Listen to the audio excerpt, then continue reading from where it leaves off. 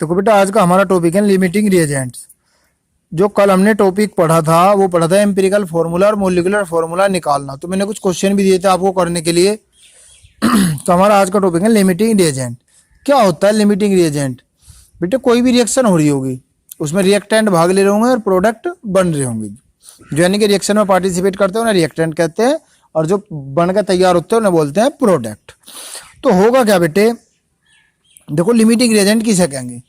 The substance which reacts completely is called limiting reagent. बेटे, reaction कोई भी हो रही है, उसमें जोन सा भी रिएक्टेंट पूरी तरीके से कंप्लीटली रिएक्शन कर लेगा, वही आपका कहलाओगा limiting reagent. The substance which react completely is called limiting reagent. The reactant that gives the smaller amount of product is called limiting reagent. यदि आपको पता करना हो, कोई न्यूमेरिकल दे दे हो, या आपको पता लगाना हो कि भाई लिमिटिंग रिएजेंट है कौन सा, ये वाली रिएक्शन हो रही है जैसे, तो उसमें क्या है, कैसे पता करेंगे? The reactant that gives the smaller amount of product is called limiting reagent. मतलब जिस भी रिएक्टेंट से प्रोडक्ट की स्मॉल अमाउंट बनेगी, वही क्या होगा बेटे? वही आपका लिमिटिंग रिएजेंट होगा। जैसे एग्जाम्पल दे रखा है N2 3H2 2NH3। अब N2 से भी निकाल के देख लेंगे NH3 के अमाउंट, और H2 से भी निकाल के देख लेंगे NH3 के अमाउंट। लेकिन वो इसे ऐसे नहीं देगा, इसमें क्वेश्चन न्यूमेरिकल के रूप में देगा। वो देखो किस तरीके से देगा न्यूमेरिकल के रूप में। यहाँ देखो, पहले एग्जाम्पल से पहले जो है ना, हमें क्वेश्चन लिखना पड़ेगा। तो क्वेश्चन इसमें लिखा हुआ नहीं है, ये है क्वेश्चन। देखो, 50 kg N2 and 10 kg H2 are mixed to produce NH3। मतलब 50 kg तो N2 रिएक्शन कर रही है, और 10 kg क्या कर रही है रिएक्शन जी? H2 कर रही है जी, produce NH3। Calculate the ammonia gas formed, identify the limiting reagent. अब क्या है बेटे? देखो, अब ये रिएक्शन हो रही है, N2 और H2 रिएक्शन करें, N2 + 3H2 2NH3।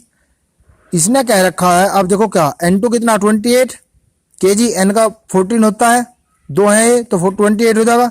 H का 1 होता है 6H, तो 6 kg हो जाएगा। NH3 का 17 होता है, 2 है तो 34 हो जाएगा। अब इस क्वेश्चन में देखो, 28 kg से कितना NH3 बन रहा? 34 kg। कितने से कह रखा? 50 से। तो 50 kg से कितना मिलेगा? 60.71। अब क्या काम करूंगा मैं? अब 6 kg H2 से कितना अमोनिया बन रहा? 34 kg। क्वेश्चन में कितने से कह रखा? 10 kg से। तो 6 से जब इतना बन रहा, तो 1 से निकालने के बाद में किससे निकालूंगा? 10 से। कितना बन रहा? 56.67 kg। अब इससे ज्यादा अमोनिया प्राप्त हो रहा है या इससे ज्यादा प्राप्त हो रहा?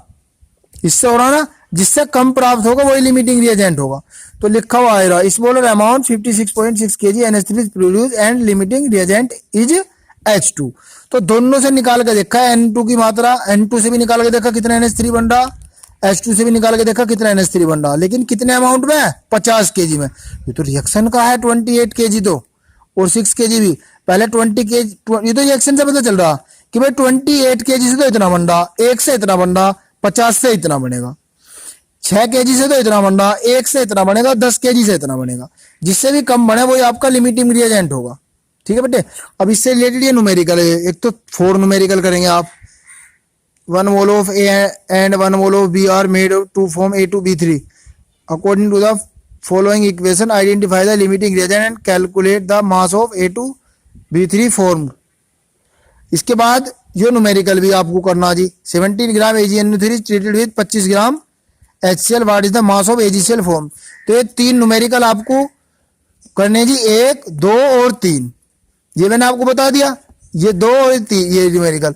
तो इन्हें आप करके देखेंगे जी ध्यान से, और यदि आपकी समझ में नहीं आते हैं तो फिर आप इन्हें जो है मेरे से समझ लेंगे बेटे। ये न्यूमेरिकल आपको करने हैं, ये नहीं करना भी, क्योंकि इसमें मोलरिटी का जिक्र हो रहा है, बाद में पढ़ाऊंगा। और इसके बाद में करने के बाद में अब क्वेश्चन आता है, हमारा नेक्स्ट टॉपिक शुरू होता है जी हमारा स्टोइसियोमेट्री ऑफ केमिकल रिएक्शंस। देखो, ये बहुत अच्छा टॉपिक है। इसमें क्या होगा? A balance chemical equation. दरअसल क्या है, इसमें हमें यह पता करना होता है कि कोई भी जो हमें रिएक्शन दे रखी है उसके हमें मोल्स पता करने हो, उसका वॉल्यूम पता करना हो, उसके अंदर नंबर ऑफ मॉलिक्यूल पता करने हो, हमें सारी जानकारी रिएक्शन की मिल जाती है। तो सारी जानकारी जो रिएक्शन की मिलती है उसी को बोलते हैं स्टोइसियोमेट्री ऑफ केमिकल रिएक्शन। कैसे? देखो, a balance chemical equation gives quantitative relationship, quantitative relationship between किस किस के बीच में, the reactant and product of reaction in terms of, reactant और प्रोडक्ट की किन टर्म्स में जी, मोल्स में, मास में, वॉल्यूम में, मॉलिक्यूल में। इनके बारे में जानकारी हमें बैलेंस केमिकल इक्वेशन में मिल जाती है। कैसे मिलती है वो भी बताऊंगा। तो वही हमारी कहलाती है स्टोइकोमेट्रिक ऑफ केमिकल रिएक्शंस। इन सभी के बारे में जानकारी मिलेगी कि एक बैलेंस केमिकल इक्वेशन के द्वारा। कैसे मिलेगी अभी एग्जाम्पल में सिद्ध करूंगा। और the coefficient of the balance chemical equation are called stoichiometric coefficient.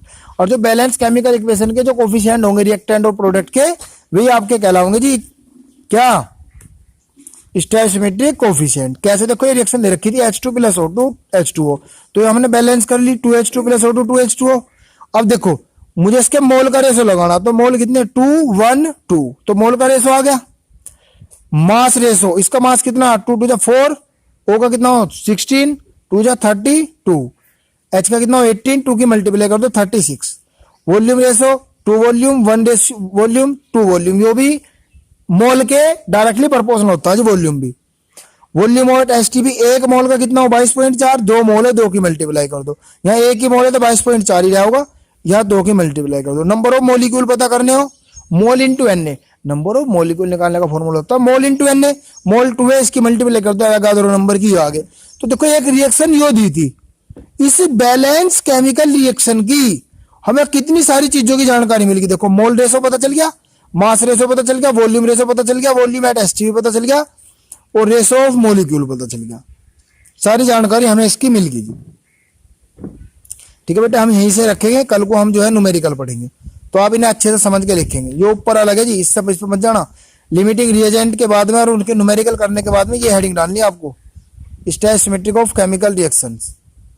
ठीक है, तो किसी भी बैलेंस केमिकल इक्वेशन की वॉल्यूम, मास, मोल, मॉलिक्यूल सबकी जानकारी हमें यहाँ मिल चुकी है। ठीक है।